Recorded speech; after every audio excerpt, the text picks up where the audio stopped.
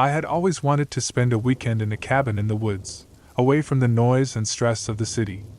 I found a cheap rental online and booked it without hesitation. The pictures looked cozy and rustic, and the reviews were mostly positive. I packed my bags and drove to the location, eager to enjoy some peace and quiet. The cabin was located at the end of a dirt road, surrounded by tall trees and thick bushes. It looked exactly like the photos, except for the faded paint and the broken window. I shrugged it off and entered the cabin, hoping to find a clean and comfortable interior. I was disappointed. The cabin was dusty and musty, with cobwebs in every corner and stains on the furniture. The kitchen was a mess, with dirty dishes piled up in the sink and expired food in the fridge. The bathroom was worse, with moldy tiles and a leaky faucet. The bedroom was the only decent room, with a large bed and a closet. I decided to stay there and ignore the rest of the cabin.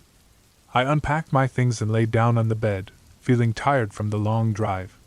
I closed my eyes and tried to relax, but I couldn't. I heard strange noises outside, like rustling leaves and snapping branches. I told myself it was just the wind and the animals, but I felt uneasy. I got up and locked the door, hoping to feel safer. I turned on the TV and flipped through the channels, looking for something to distract me. I found a horror movie and decided to watch it, thinking it would be fun. It was about a group of friends who went to a cabin in the woods and were attacked by a masked killer. I laughed at the cliches and the bad acting, but I also felt a chill down my spine. I wondered if I was alone in the cabin, or if someone was watching me. I turned off the TV and decided to go to sleep, hoping to forget about the movie and the noises. I pulled the covers over me and closed my eyes, trying to calm my nerves. I fell asleep after a while, but I had a nightmare. I dreamed that I was in the cabin, and someone was knocking on the door. I ignored it, but the knocking became louder and more persistent. I got up and opened the door, and saw a man wearing a mask and holding a knife.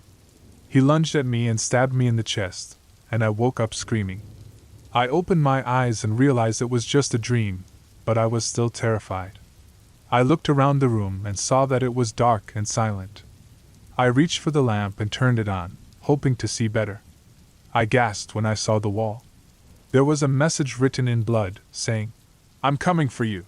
I felt a cold hand grab my shoulder and a blade pierce my skin, and I screamed again. This time, it was not a dream.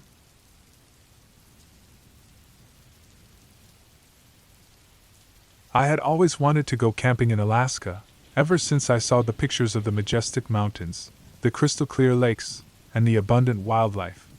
I had saved up enough money to buy a plane ticket, a tent, and a sleeping bag, and I was ready for the adventure of a lifetime. I chose to camp at Quartz Lake Campground, one of the best campsites in Alaska according to some websites. It was located near Delta Junction, about 100 miles south of Fairbanks. The campground had 80 sites, some with electric hookups, and others more primitive. It also had toilets, showers, drinking water, and a boat launch. The lake was famous for its rainbow trout, Arctic char, and silver salmon. I was looking forward to fishing, hiking, and enjoying the scenery. I arrived at the campground in the afternoon, and checked in at the office. The friendly staff gave me a map of the area, and suggested some trails and fishing spots. They also warned me about the bears, and told me to store my food and trash in the bear-proof containers. I thanked them, and drove to my site, which was near the lake.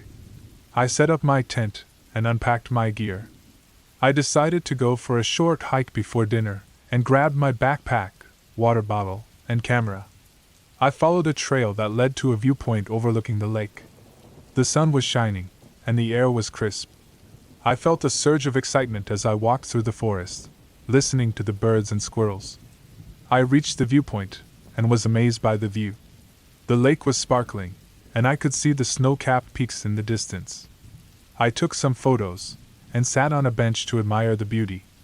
I was about to head back, when I heard a rustle in the bushes behind me. I turned around, and saw a large, black shape emerge from the foliage. It was a bear, and it looked hungry. It growled, and showed its teeth. I froze, and felt a surge of fear. I remembered what the staff had told me: don't run, don't scream, don't make eye contact. I slowly backed away, hoping the bear would lose interest. But it didn't. It followed me, and quickened its pace.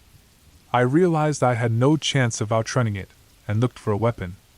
I saw a large branch on the ground, and picked it up. I swung it at the bear, hoping to scare it away. But it didn't work. The bear dodged the branch, and lunged at me. I felt its claws and teeth sink into my flesh, and screamed in pain. I dropped the branch, and fell to the ground. The bear was on top of me, and I felt its weight crushing me. I tried to fight back, but it was too strong. I felt its claws and teeth sink into my flesh, and screamed in pain. I dropped the branch, and fell to the ground. The bear was on top of me, and I felt its weight crushing me. I tried to fight back, but it was too strong. I felt its breath on my face, and its saliva dripping on my neck. I knew I was going to die, and closed my eyes. I prayed for a miracle, but none came. The last thing I heard was its roar, and the last thing I felt was its bite. But then, something changed. The bear suddenly stopped, and lifted its head. I heard a loud bang, and saw a flash of light. The bear let out a final groan, and collapsed on me. I felt its blood soaking my clothes, and its body going limp. I opened my eyes, and saw a man standing over me, holding a rifle. He had a park ranger uniform, and a worried expression. He shouted something, but I couldn't hear him. I was too weak, and too shocked. I passed out, and everything went black. I woke up in a hospital bed, surrounded by machines and tubes. I felt a sharp pain in my chest, and a dull ache in my limbs. I tried to move, but I couldn't. I looked around, and saw a nurse sitting next to me. She smiled, and pressed a button. She said something, but I couldn't understand her. I was too groggy, and too confused. I closed my eyes, and drifted back to sleep. I learned later that the park ranger had heard my scream, and rushed to help me. He had shot the bear, and saved my life. He had called for an ambulance, and carried me to the road. He had stayed with me, until I was taken away.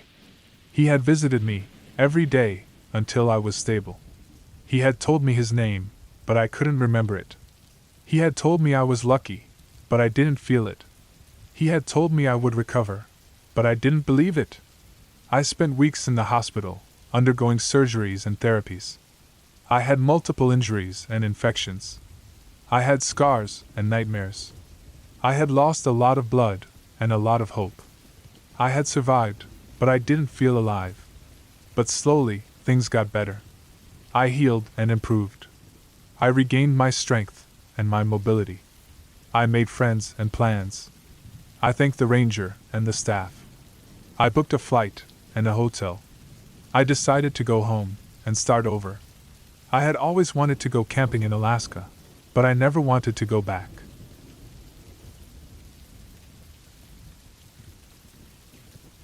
I had always wanted to spend a weekend in a cabin in the woods, away from the noise and stress of the city. I found a cheap rental online, and decided to book it for myself. The pictures looked cozy and rustic, and the reviews were mostly positive. I packed my bags and drove to the location, eager to enjoy some peace and quiet. The cabin was located at the end of a dirt road, surrounded by tall trees and thick bushes. It looked exactly like the photos, except for a few signs of wear and tear. The door was unlocked, and there was a note on the table that welcomed me and gave me some instructions. It also said that the owner would be back on Monday to collect the keys and the payment. I unpacked my things and settled in. The cabin had a small living room, a kitchen, a bathroom, and a bedroom. It was simple but comfortable, and had everything I needed. There was no TV, no internet, and no phone signal. Just me and nature. I spent the first day exploring the surroundings, reading a book, and making a fire in the fireplace. It was relaxing and enjoyable. I felt like I had escaped from the world and its problems. I went to bed early, looking forward to another day of solitude. The next morning, I woke up to a loud thud. It sounded like something had hit the cabin wall. I got up and looked out the window, but saw nothing. I shrugged it off and went to the bathroom. As I was brushing my teeth, I heard another thud, this time from the opposite side of the cabin. I ran to the window and saw a large dent in the wood. Something had thrown a rock at the cabin. I felt a surge of fear and confusion. Who or what was doing this? Was it a prankster, a wild animal, or something else? I grabbed a knife from the kitchen and went outside, hoping to scare away the intruder. I scanned the area, but saw no one. The only thing I noticed was a trail of footprints in the dirt, leading to the woods. They looked human, but were too large and irregular to belong to a normal person. I followed the trail, hoping to find some answers. I walked for about 10 minutes, until I reached a clearing. There, I saw a sight that made my blood run cold. There was a makeshift hut, made of branches and animal skins. Next to it, there was a pile of bones, some of them human.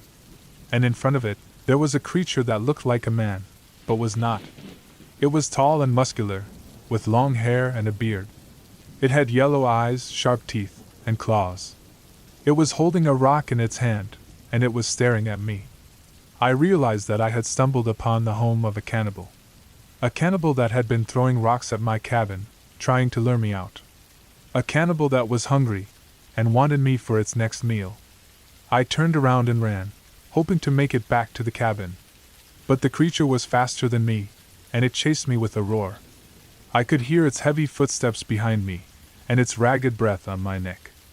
I knew I had no chance of escaping, but I kept running, hoping for a miracle. I reached the cabin, and slammed the door behind me. I locked it, and pushed a chair against it. I hoped that the cabin was sturdy enough to withstand the creature's attack. I looked for a weapon, but the only thing I had was the knife. I knew it was not enough, but I held it in my hand, ready to fight. The creature reached the cabin, and started to pound on the door. It was strong and angry, and it wanted to get in. I could hear the wood cracking and splintering under its blows. I knew it was only a matter of time before it broke through. I backed away from the door, and looked for another way out. There was a window in the bedroom, but it was too small for me to fit through. There was no other exit. I was trapped. I decided to make a last stand. I waited for the creature to break down the door, and then I lunged at it with the knife. I stabbed it in the chest, hoping to hit its heart. But the knife barely pierced its skin, and it snapped in half. The creature looked at me with a grin, and grabbed me by the throat. It lifted me off the ground, and squeezed. I felt its nails digging into my flesh, and its teeth biting into my ear. I screamed in pain and terror, as I felt my life slipping away. But then I heard a gunshot. The creature's grip loosened, and I fell to the floor. I looked up and saw a man standing in the doorway, holding a rifle. He had a badge on his chest, and a walkie-talkie on his belt. He was a ranger, and he had heard my screams. He had shot the creature in the head, and it was lying motionless on the ground. "Are you okay?" he asked me, as he rushed to my side. He checked my pulse and my wounds, and gave me a bandage. He called for backup and an ambulance, and told me to stay calm. He said he had been tracking the creature for a while, and that it had killed several people before. He said he was sorry he didn't get there sooner, and that he was glad I was alive. I thanked him, and hugged him. I felt a surge of relief and gratitude. I had survived, thanks to him. He had saved me from the cannibal. He helped me get out of the cabin, and into his car. He drove me to the nearest hospital, where I was treated for my injuries. I told him my story, and he told me his. We exchanged our names and numbers, and agreed to keep in touch. He said he would take care of the cabin and the owner, and that I didn't have to worry about anything. I smiled, and thanked him again. He smiled back, and said he was happy to help. He said he was glad I was okay. He said he was glad I had escaped from the cabin,